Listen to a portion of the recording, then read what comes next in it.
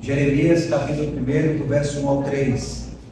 Diz assim, irmãos, vamos ler juntos a uma só voz. Palavra de Jeremias, filho de Hilquias, um dos sacerdotes que estava em Anatote, na terra de Benjamim. A ele veio a palavra do Senhor nos dias de Josias, filho de Amon, e rei de Judá, no 13º ano do seu reinado, e também nos dias de Joaquim, filho de Josias, rei de Judá, até o fim do ano 10º de Zedequias, filho de Josias, rei de Judá, e ainda até o 5º mês do exílio de Jerusalém. Aqui, irmãos, está, que Deus seja louvado pela leitura da sua palavra. Vamos orar. Pai, nós te agradecemos pela série, Pai, que vamos iniciar agora no livro do profeta Jeremias. Sabemos, ó Deus, que assim como tu falaste outrora a ele, hoje o Senhor também fala a nós por meio dele. Tu és, ó Deus, o Deus de Jeremias e o Deus que se revelou a Jeremias, o Deus vivo. E também, Senhor, para nós tu és o nosso Deus, o Deus que se revelou a nós e o Deus vivo. Ó Pai, nós vivemos em tempos tão semelhantes ao dele. Concede-nos, ó Deus, a mesma fé que o Senhor deu. Ó Pai, concede mesmo a alegria da palavra que o Senhor deu a ele, para que possamos, ó Pai, servi-lo com alegria nessa geração. E pedimos isso, ó Deus, em nome de Jesus. Amém. Amém. Meus irmãos, e aí eu vou pedir, crianças, não deem dica aos pais, tá bom? Não deem dica aos pais. Vou contar uma história para vocês, mas não diga para os seus pais quem é o personagem. No ano de 587 a.C., um homem idoso, já avançado de dias, ele senta no muro de uma cidade arruinada, e quando ele olha para ela, ele vê as suas muralhas destruídas, derrubadas, seus edifícios queimados pelo fogo. Ele começa a olhar para ela e vê que aquela cidade, outrora que era populosa, agora já não é mais. Outrora que era princesa e que todos se deleitavam em passear por ela, agora já não é mais. Agora ele olha para ela e ele vê como um quadro de uma viúva desolada. Ele olha para ela e vê que as pessoas agora rejeitam e balançam a cabeça de um lado para o outro, trazendo negação. Mas mesmo nessa cena, sentado no meio da cidade, no meio dessa ruína, este homem traz uma palavra pastoral ao seu próprio coração e que deve ser a nós também aqui. A misericórdia do Senhor se renova a cada manhã, e a sua fidelidade dura para sempre. Quem foi esse homem? Ele era filho de sacerdotes, ele era da linhagem de sacerdotes, ele vivia no reino, ele acompanhou histórias, ele acompanhou reinados, ele cumpria os ofícios sacerdotais de uma vida religiosa. Quem era esse homem? Esse homem quem tem essa história tão bela, que fica sentado numa cidade arruinada, é um homem que se torna célebre, famoso e peculiar. Esse homem é tão peculiar, irmãos, e ele é tão famoso, que dois artistas famosos que os irmãos conhecem, fizeram um retrato a respeito dele. Um deles é Rembrandt. Rembrandt o desenha sentado no chão, com a cabeça apoiada na mão, em postura de tristeza. E já Michelangelo não. Michelangelo já o desenha no teto da Capela Sistina. Mas, meus irmãos, o que nós devemos ter a oportunidade de perceber é que essas duas imagens, do meu ponto de vista, se você tiver curiosidade depois de olhar na internet, você vai perceber que parece que uma das imagens retrata mais o profeta que nós estamos falando do que a realidade que ele é vivida. Rembrandt, quando desenha esse homem, Rembrandt desenha esse homem e nos chama a atenção, porque Rembrandt coloca esse homem triste, sentado em uma rocha, nessa pedra, olhando a cidade arruinada, mas com olhos abertos. E, meus irmãos, quem é este homem? Jeremias. Jeremias é o homem que senta no meio de uma cidade. Jeremias é o homem que está triste. mas que não fecha os olhos, continua com os olhos abertos. Meus irmãos, Jeremias era um homem que chorava pela destruição de Jerusalém, como outrora já havia chorado pela idolatria e incredulidade de Jerusalém. Jeremias era um homem que chorava essa tristeza, mas ao mesmo tempo ele não ficava surpreso. Por quê? Seus olhos estavam abertos. Sua dor era real, mas ela não era dominada pelo desprezo. Afinal, esse profeta que escreveu aos exilados é aquele que mesmo escreve para nós um texto que todos conhecem, que diz: eu é que sei que pensamentos têm a vosso respeito, para vos dar um futuro ou uma esperança, em outra tradução, pensamentos de paz do Senhor Deus. Meus irmãos, esse é o profeta Jeremias que nós vamos estudar. Ele é um homem que tem seu cenário. Talvez, se eu perguntasse para você nesta noite, se eu falar Jeremias, o que você lembra? Talvez você vai lembrar de quê? Um homem que chora, mas que mantém os olhos abertos. Nesta noite, queridos, eu quero começar essa série de exposição de Jeremias, olhando um homem que é contracultural, um homem que tem uma cosmovisão bíblica, redentiva, e que vai ser um instrumento de Deus para pastorear aquela geração, ainda que por 40 anos aquela geração não escute a palavra do Senhor. Irmãos, então vamos pensar um pouquinho no livro de Jeremias. Muito bem, o livro de Jeremias, meus irmãos, é aquilo que o pastor Richard Phillips chama de a obra monumental. É o maior livro da Bíblia em extensão de texto e serve como ponte entre o período do reino dividido, ou seja, do reinado dividido, que eu falo o seguinte: o período de Davi ao reinado davídico, ao período do cativeiro babilônico. Outra coisa que nós vamos observar é que nesse período nós vemos então um cenário muito triste. E que cenário é esse? A ruptura da antiga aliança, mas também a promessa da nova aliança. Nesse contexto, o povo de Israel, que aqui está, o povo de Judá, melhor dizendo, que está nesse cenário aqui do livro de Jeremias, é um povo que ele rompe com a aliança, mas também nesse mesmo contexto, ainda que no cenário de afronta à glória de Deus, é anunciado a nova aliança.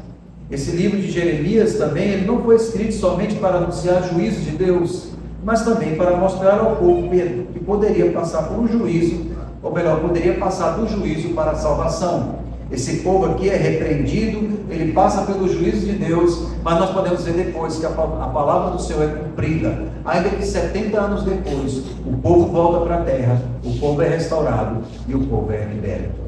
Esse livro de Jeremias, meus irmãos, ele é um livro importante para nós, porque ele é um livro que traz aos nossos tempos uma resposta a esse colapso cultural que vivemos, carregados de ideologias, onde esses grupos minoritários acabam se tornando maioria, dominando uma posição mais cristocêntrica.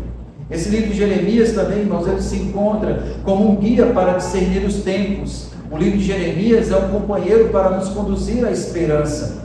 E qual é o ponto então do livro de Jeremias? O ponto no livro de Jeremias é que Jeremias não falava ou escrevia ao acaso. Ele tinha um propósito. A sua agenda era o plano redentivo de Deus. Embora consumido pelos eventos da sua época, a sua visão profética ia muito além. Ele viu o que Deus estava fazendo na história da redenção. Então, meus irmãos, assim quando Deus fala com Jeremias, olhando o verso 4, quando ele diz assim: a mim veio a palavra do Senhor dizendo: antes que eu te formasse no ventre materno eu te conheci, e antes que saísse da mar eu te consagrei e te constituí profeta das nações. Nós podemos aprender que a mensagem de Jeremias, ela é universal. Ela serve para todas as gerações e todas as épocas. Mas ela também é particular. Ela é restrita àquele povo que um dia ouviu falar do próprio Senhor Jesus dos seus lábios. O que Jeremias disse aqui, 586 anos antes. Este cálice é a nova aliança do meu sangue. Com isso em mente, irmãos, vamos pensar nesta noite aqui um pouquinho mais sobre o contexto. Vamos pensar qual é a origem. A pergunta que nós vamos fazer nesse texto é: qual é a origem da mensagem de Jeremias? Meus irmãos, o texto nos diz, olhando o verso 1 até o verso 3, diz que as palavras de Jeremias, filho de Ilquias, um dos sacerdotes que estava em Anatote, na terra de Benjamim, veio a ele a palavra do Senhor, Irmãos, é interessante observar que essa introdução ela é diferente das outras que nós conhecemos.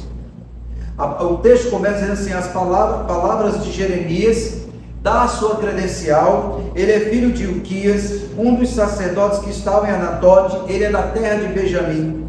E é interessante que a palavra é de Jeremias, mas a palavra que é de Jeremias é a palavra que vem do Senhor.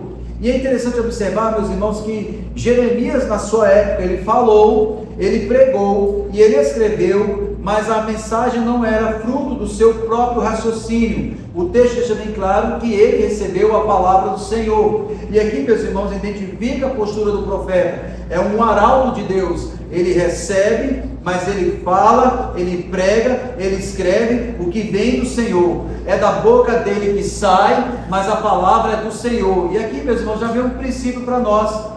Todo aquele que abre as Escrituras, sendo fiel com ela e falando dela, ele é autoridade e ele fala da voz do Senhor. Ele fala a palavra do Senhor. E, meus irmãos, isso aqui para nós é interessante, porque esse cenário introdutório, ele vai mostrar a inspiração da palavra de Deus, que vai usar esse homem para transmiti-la através do poder do Espírito de Deus. Então, meus irmãos, ainda que a palavra de Deus seja pregada, ainda que Jeremias receba a palavra de Deus, ainda que ela seja inerrante, infalível e autoridade soberana, a personalidade de Jeremias está aqui presente também. E mais, irmãos, a palavra de Deus nesse livro de Jeremias é o personagem central. Talvez quando a gente olha Jeremias, a gente fala assim: nossa, como Jeremias sofreu, como Jeremias foi humilhado, como Jeremias passou por tantas situações. Ele foi desprezado, ele foi criticado, ele foi jogado até no poço.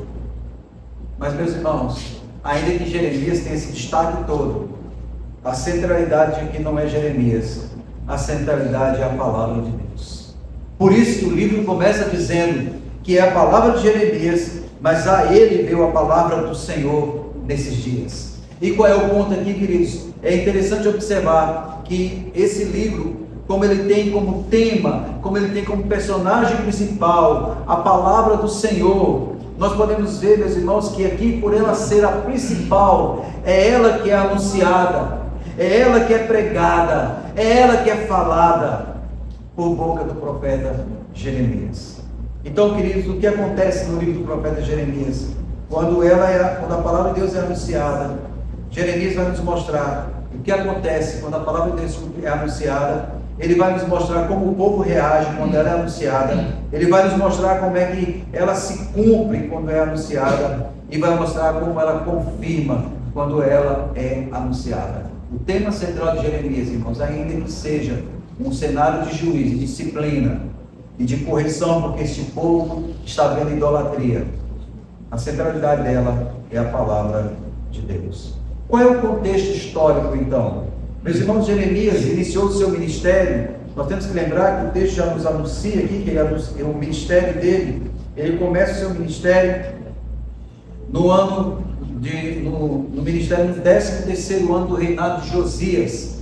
E nós sabemos que Josias foi um rei que foi colocado aos 8 anos de idade, e depois ele ouviu os conselhos. A Bíblia diz que ele ouviu os conselhos de seu pai Davi. Nós sabemos que ele não é filho de Davi, mas essa palavra de Deus, quando diz que ele ouviu os conselhos ou andou nos caminhos de Davi, aponta que seu coração estava apegado à palavra de Deus que foi anunciada e ao comportamento do rei Davi. Isso já fazia um contraste com a sua geração. E, meus irmãos, Josias, ainda jovem, provavelmente nascido no ano de 650 ou 645 a.C., ele, no seu ministério, ele durou 40 anos até a queda de Jerusalém no ano de 587. E é interessante olhar que John Mackay vai dizer o seguinte: o livro de Jeremias começa com aquilo que, na verdade, são duas introduções. A primeira vem do verso 1 ao 3, é a introdução literária do livro, na forma como temos hoje, e a segunda é o registro do modo como Jeremias começou o ministério. Então, meus irmãos, antes de pensar em como devemos começar o ministério, nós temos que aprender uma verdade: todo ministério deve ser começado à luz da palavra de Deus. Isso é importante para nós, irmãos, porque quando a gente é chamado para um desafio, quando a gente é chamado para um ministério, nós fazemos o quê?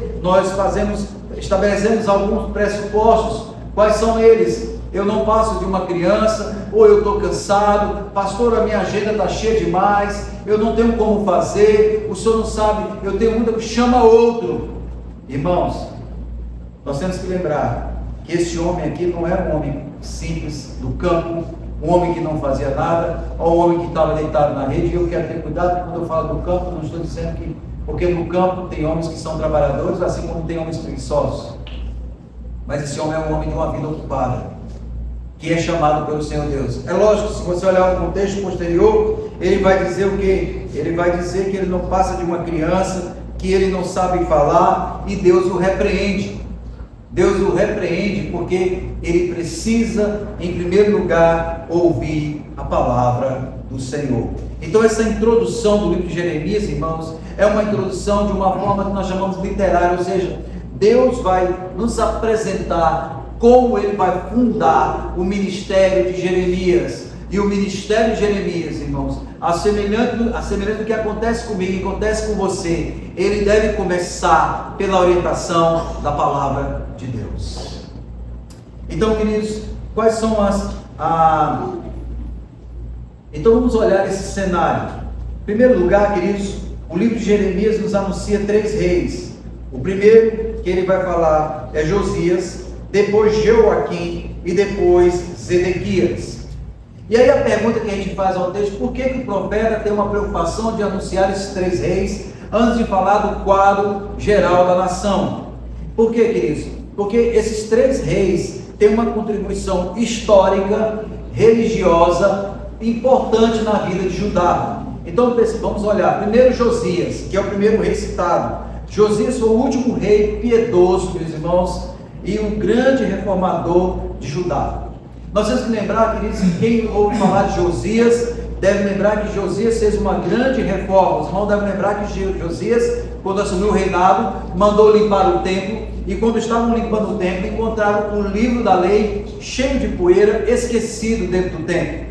E quando ele olhou aquele livro, quando ele começou a ler, diz que ele rasgou as suas vestes, ele se cobriu de sacos de cinza, e em estado de humilhação ele adorou o Senhor. E ele decretou uma grande reforma religiosa naquela época. E nós sabemos que aquela reforma religiosa daquele período, ela foi tão grande que alguns comentaristas chegam a falar que foi o maior avivamento que houve na história de Israel naqueles dias. E nós devemos lembrar que aquele reinado, aquele jovem rei, ele começou a reinar com 8 anos de idade, e ele trouxe aquela reforma que foi maravilhosa, mas que tem um detalhe, queridos. Aquela reforma foi grande, mas aquela reforma não penetrou no coração do povo. O seu reinado é lembrado como um período de grande reforma religiosa. Aos 23 anos, quando o livro da lei aos 26 anos, quando ele encontrou o livro da lei, ele promoveu esse retorno às escrituras, a restauração da Páscoa, e derrubou os altares dos idólatras. Contudo, irmãos, com tudo isso que ele fez, percebam, com tudo isso que ele fez, embora as reformas dele fossem sinceras, embora fosse sincera, embora ele tenha provocado o povo um retorno às escrituras, embora ele tenha instituído a Páscoa, embora ele tenha derrubado os altares da idolatria, o coração daquele povo em geral não mudou. Muitos continuavam praticando idolatria em segredo. E Jeremias é contemporâneo desse período. E Jeremias via que a reforma era mais externa do que interna. E qual é a primeira lição que nós podemos aprender aqui, queridos? Nós devemos ter cuidado com reformas externas. Não estou dizendo que Josias fez algo errado. Ele fez algo maravilhoso. Ele convocou e ele fez o papel do rei. Chamou o povo de volta para a palavra. Mas a semelhança de Jeremias, como é no nosso dia, nós somos uma geração que gostamos muito de fazer a reforma externa.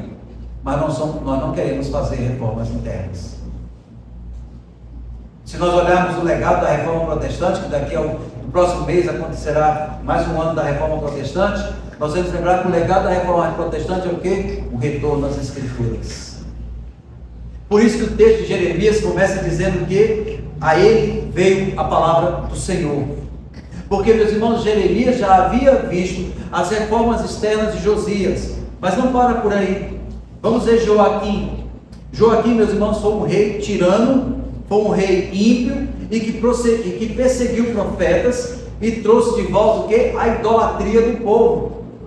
Queridos, e o pior é que Joaquim, o que ele fez? O filho mais velho de Josias, Joacás, quando assumiu o trono, nós temos que lembrar desse contexto histórico, ele foi deposto por faraó Neco, depois de 3 meses. E esse reinado foi dado para Joaquim. E quando Joaquim assumiu esse reinado, ele foi ímpio, ele foi opressor, ele constituiu palácios luxuosos com a custa do dinheiro do povo, ele promoveu idolatria, ele perseguiu profetas e ele aumentava a corrupção do povo. Então, meus irmãos, nesse contexto, o que acontece? O autor nos apresenta, ele foi sacerdote nos dias de Josias e nos dias de Joaquim. E, meus irmãos, e foi Joaquim quem queimou o rolo escrito por Jeremias e Baruque, está lá em Jeremias 36, 23, em desafio aberto à palavra do Senhor. Outro rei que nós podemos ver, e por fim, irmão, no seu reinado se tornou-se o quê?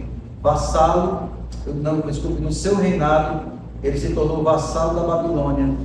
Ele provocou a Nabucodonosor, e por causa dos seus atos, Nabucodonosor veio a destruir Jerusalém. E quem foi Zedequias? Zedequias foi um rei fraco, vacilante, que levou Judá à ruína final. O seu reinado foi marcado por vacilos e medos. Politicamente, ele tentou aliança com o Egito contra a Babilônia, mas espiritualmente ele nunca levou a sério a palavra de Deus pregada por Jeremias.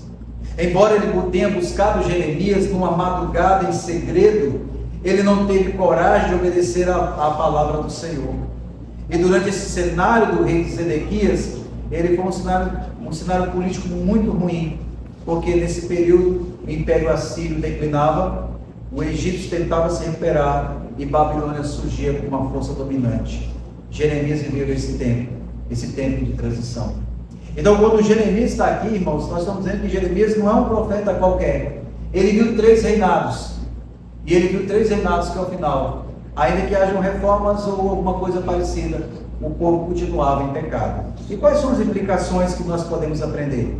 Primeiro, de Josias aprendemos que reformas externas não bastam.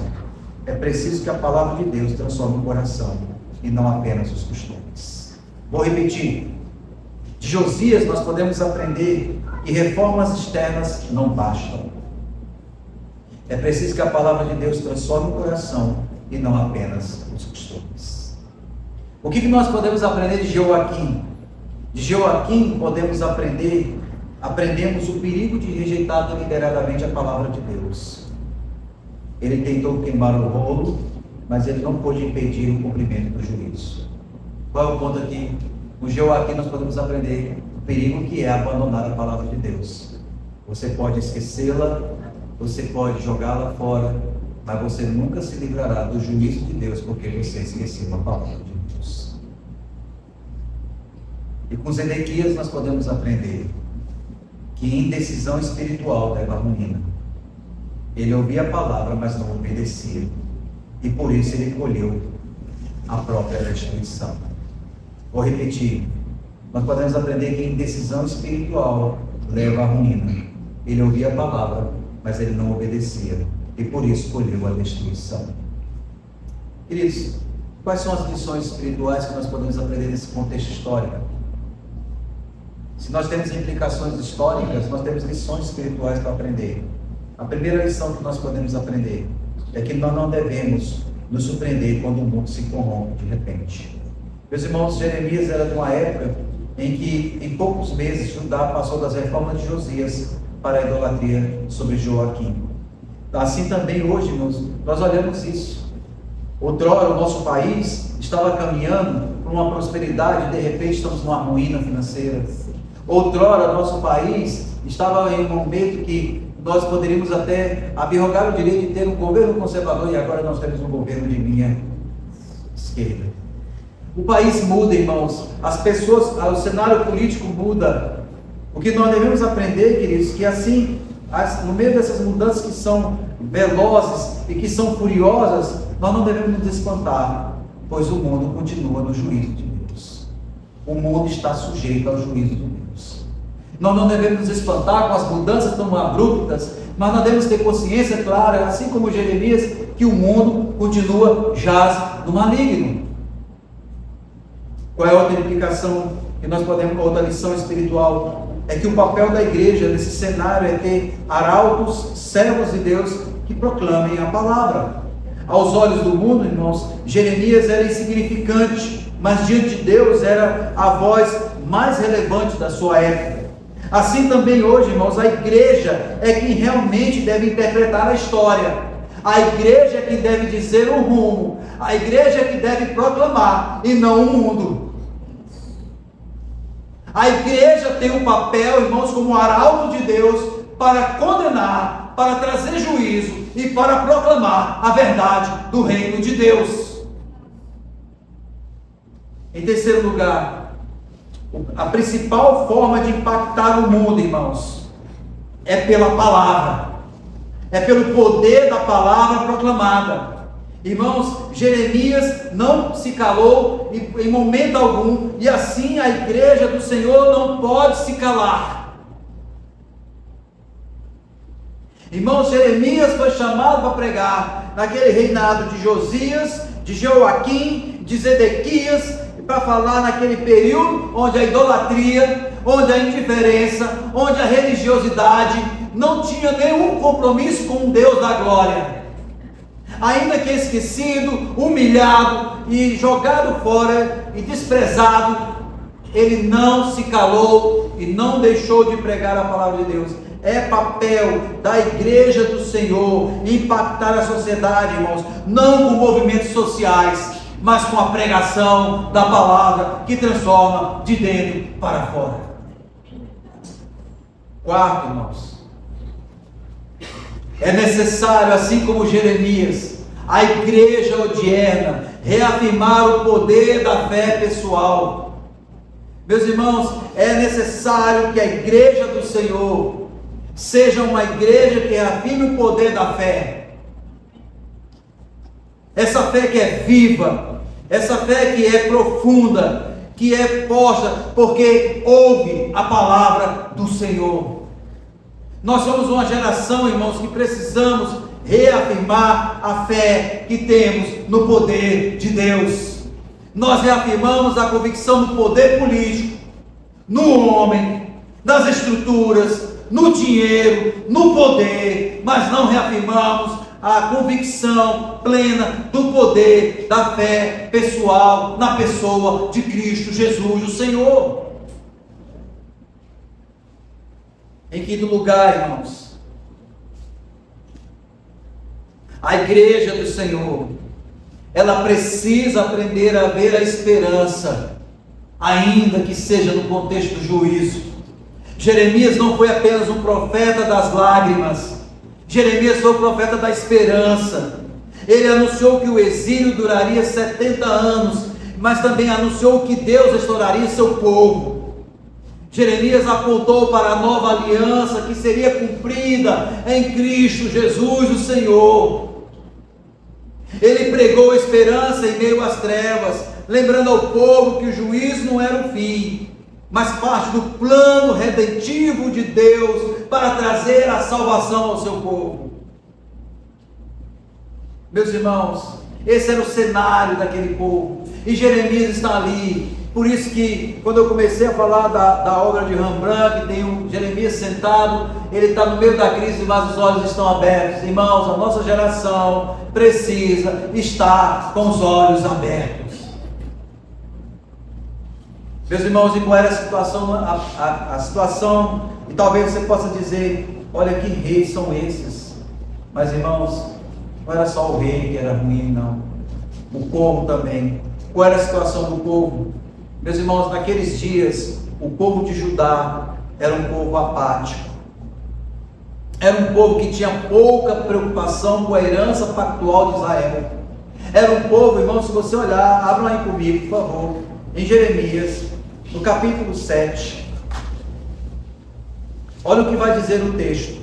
No capítulo 7, no verso 1, diz assim o texto: palavra que da parte do Senhor foi dita a Jeremias: põe-te à porta da casa do Senhor e proclamai ali esta palavra e dize: ouvi a palavra do Senhor, todos de Judá, vós os que entrais por estas portas, para adorardes ao Senhor. Veja, irmãos, ele vai falar para quem? O povo de Judá, que está fazendo o quê? Entrando no templo para fazer o quê? Adorar a Deus. E olha o que ele vai dizer: assim diz o Senhor dos exércitos, o Deus de Israel: emendai os vossos caminhos e as vossas obras, e eu vos farei habitar neste lugar. Então, primeira coisa, irmãos, a apatia desse povo. O povo ia para o culto, o povo ia adorar, mas o povo que não tinha um caminho endireitado e nem as obras. Ele vai dizer, olha qual era o retrato daquela geração apática. Ele diz: não confieis em palavras falsas, dizendo: templo do Senhor, templo do Senhor, templo do Senhor é este. Aquela geração, irmãos, achava que por ter um lugar para se congregar, estariam protegidos. E o Senhor vem, meus irmãos, com autoridade e poder, destrói o templo e tira a segurança que aquele povo tinha. Meus irmãos, aquele povo vivia um período de apatia espiritual. Havia pouca preocupação com a herança pactual, havia pouca preocupação com o culto, havia pouca preocupação com as obras, havia pouca preocupação com a piedade, porque se confiavam, porque eram da tribo de Judá. E talvez, irmãos, até confiemos, porque somos reformados, somos presbiterianos. Mas, irmãos, isso não vale nada se nós não formos do Senhor. Aquele povo também, irmãos, qual era a condição daquele povo? Aquele povo era um povo de uma vida de idolatria, porque a apatia, irmãos, ela chama para a idolatria. A idolatria, irmãos, era amplamente espalhada, era uma coisa comum no povo de Judá, chegando ao ponto de o Senhor Deus decidir iniciar um processo judicial contra aquele povo. E olha, irmãos, olha o que diz o capítulo 2 de Jeremias. Olha como ele vai dar início ao processo judicial contra aquele povo que era infiel. Olha o capítulo 2, no verso 12. Olha o que ele vai dizer: espantai-vos disso, ó céus, e horrorizai-vos, ficai estupefados, diz o Senhor, porque dois males cometeu o meu povo: a mim me deixaram o manancial das águas vivas, e cavaram cisternas rotas, cisternas que não retêm as águas.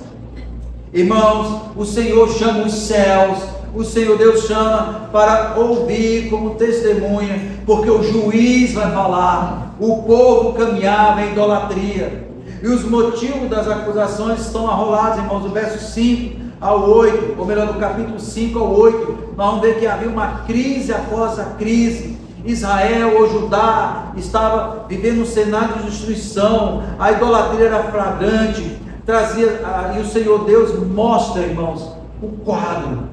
O povo é chamado de prostituta espiritual, porque abandonou o marido fiel e se envolveu com outros deuses.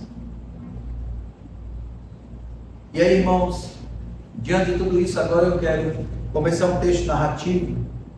Eu quero agora dedicar a aplicações desse texto. Os irmãos devem lembrar, como eu falei no início, os olhos de Jeremias estavam abertos para a palavra do Senhor.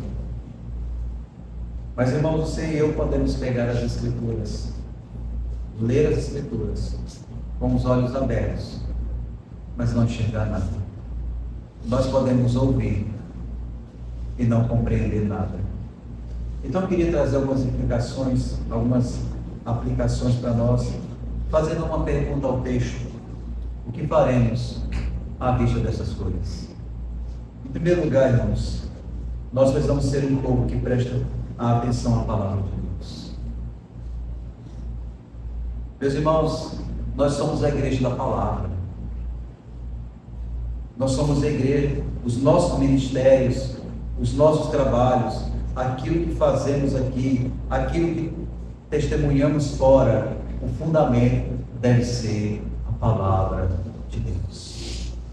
Queridos, não adianta você ser o melhor funcionário público, não adianta você ser um excelente vendedor, um excelente comerciante, se o fundamento da sua vida não é a palavra de Deus. O que o texto nos ensina, irmãos, é que nós precisamos prestar atenção. Olha o que diz o texto. A ele veio, verso 2, a ele veio a palavra do Senhor nos dias de Josias. A ele veio a palavra do Senhor nos dias de Joaquim. A ele veio a palavra do Senhor no dia de Zedequias. A nós vem a palavra do Senhor nos dias que vivemos. Nós devemos ser uma igreja da palavra. Nós devemos ser um ministério da palavra. Nós devemos ter o nosso trabalho fundamentado na palavra. Aquilo que nós fazemos aqui, queridos, deve ter o fundamento da palavra, da Santa Escritura. Por quê, queridos?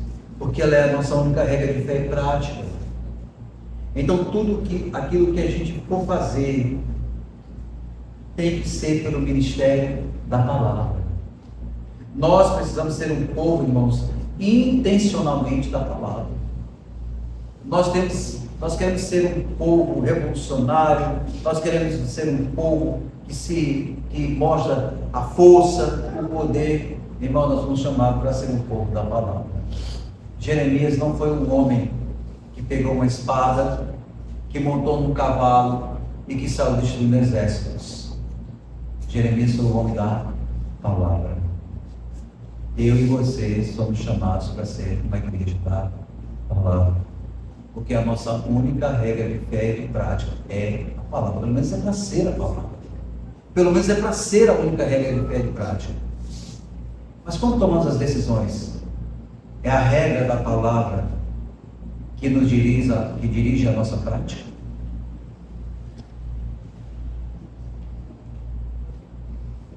Em segundo lugar, nós não podemos somente ser um povo que presta atenção na palavra de Deus, mas nós temos que ser um povo que para ouvir a palavra de Deus. Porque, meus irmãos, nesse contexto todinho aqui, desses reis perversos e maus, Jeremias para ouvir a voz do Senhor. Meus irmãos, eu e você temos que parar para estudar a palavra de Deus. Nós temos que parar para ler a palavra de Deus. Nós temos que parar para focar o coração na palavra de Deus. Nós temos que parar para tornar o nosso coração cativos à palavra de Deus. Queridos, eu não posso ser cativo da rede social. Eu não fui chamado para ser cativo da rede social. Eu não fui chamado para ser cativo do celular. Eu não fui chamado para ser cativo de um influenciador. Eu não fui chamado para ser cativo de um coach. Eu não fui chamado para ser cativo das glutonarias deste mundo. Meus irmãos, nós fomos chamados para ser cativos da palavra de Deus. Será que nós podemos dizer isso? Será que eu posso dizer isso? Será que cada um de nós que está sentado aqui nesta noite pode dizer isso? Eu sou uma pessoa cativa da palavra de Deus.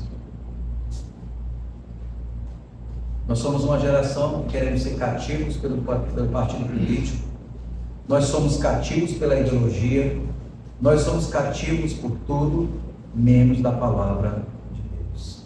E quando nós olhamos o apóstolo Paulo, irmãos, é interessante olhar o que o apóstolo Paulo diz aos irmãos de Corinto, que ele leva todo o pensamento cativo à obediência de Cristo. Como é que estão seus pensamentos? Eles são cativos a Cristo? Em terceiro lugar, a terceira aplicação. Nós temos que lembrar, queridos, que todo aquele que deve prestar atenção na palavra e que deve ouvir a palavra, ele também é uma pessoa que é chamada à obediência. Não somos salvos, meus irmãos, pela obediência. Isso é verdade. Nenhum de nós aqui que está presente foi salvo por causa da obediência. Nós recebemos a redenção pela obediência de Cristo. Fomos salvos pela graça de Cristo. Mas, irmão, nós agora, por causa da graça de Cristo, nós somos um povo que tem uma identidade. Nós somos um povo da obediência a Cristo. Os pais devem ser obedientes a Cristo. As mães devem ser obedientes a Cristo. Os crentes devem ser obedientes a Cristo. Os servos devem ser obedientes a Cristo. Os trabalhadores e os agentes políticos devem ser obedientes a Cristo. Meus irmãos, esse é o nosso chamado como igreja. Nós somos chamados à obediência. A minha vontade, diz o Senhor Jesus, consiste em fazer a vontade daquele que me enviou. A minha vontade e a sua, irmão. Se nós somos uma igreja da palavra, a igreja que é da palavra, ela ouve a palavra, ela lê a palavra, ela é cativa pela palavra e ela é obediente à palavra.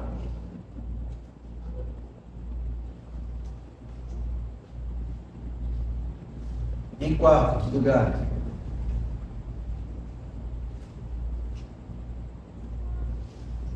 todos que são chamados pela palavra,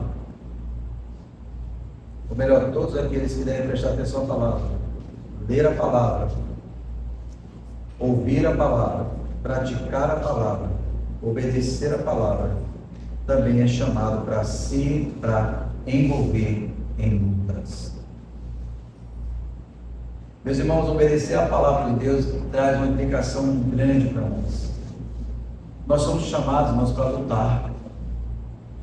Se eu quero ser um bom professor de escola dominical, eu tenho que lutar para ser um bom professor de escola dominical. Se eu quero ser presidente de uma sociedade interna, eu tenho que lutar para ser um bom presidente. Se eu quero desenvolver o presbiterato, eu tenho que lutar para desenvolver um bom presbiterato. Se eu quero ser um bom diácono, eu tenho que lutar para desenvolver um bom diaconato. Se você quer ser um bom pai, você vai ter que lutar.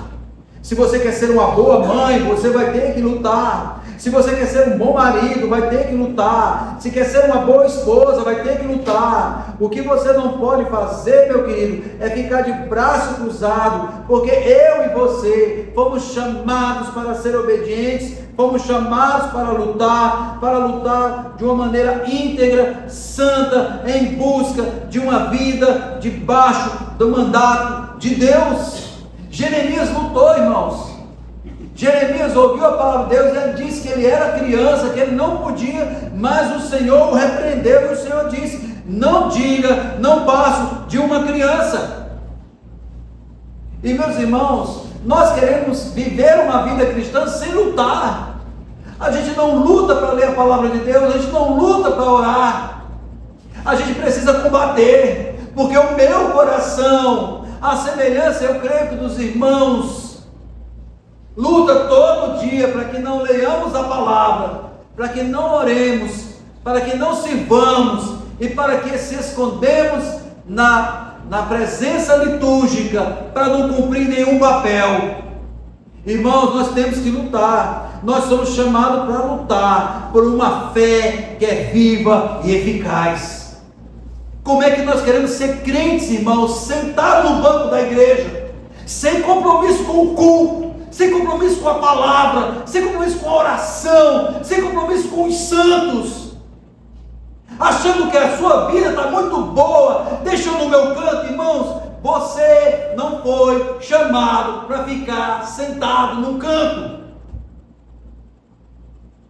Nós fomos chamados para lutar por uma fé bíblica, poderosa, eficaz, que transforma corações. Por fim, irmãos,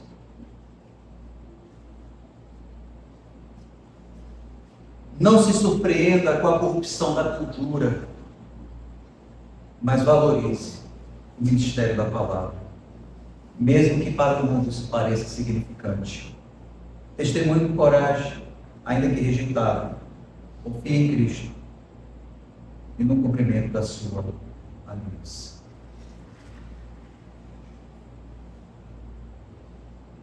Jeremias, irmãos, chorou, mas chorou com os olhos abertos.